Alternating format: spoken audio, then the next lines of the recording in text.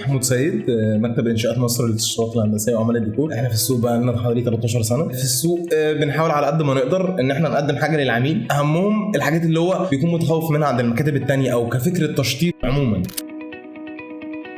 انا عن نفسي ما كنتش مقتنع بالفكره تمام. حد يقول لي اونلاين، اقول لا اونلاين ايه، انا معلش هشتري شوز اونلاين، هشتري ساعه اونلاين، انا مش هشتري خامات تشطيب لشغلي اونلاين، مش هلاقي الخامه اللي انا عايزها بالسعر اللي انا متعود عليه بالوقت مثلا ان هي الحاجه تجيلي في اسرع وقت. بس الصراحه لا، لما اتعاملت مع بنايه الوضع لا لقيته مختلف تمام. كتجربه لا الصراحه كويسه جدا.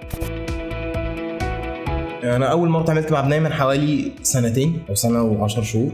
كانت الاول حاجات خامات تشطيب، يعني ابتديت بان انا مثلا كان عندي عميل فكنت الحوض مش لاقيه فلقيته على بنايه، كنت لسه اول مره في الموقع من عن طريق الفيسبوك. طلبت الاحواض، الصراحه جات لي بسعر اقل من السوق. لما دورت عموما بقى مع الموردين اللي انا بتعامل معاهم، لا لقيت ان الحوضين دول عموما سعرهم اقل من السوق. خامات التاسيس دي هي رقم واحد عموما في اي مكتب تشطيب، هي دي اللي بحتاجها دايما وهي دي اللي بيبقى فيها بنود كتير. فلا لقيت ان السعر الصراحه اقل من الموردين اللي انا بجيب منهم، بيوفر معايا وقت ومجهود.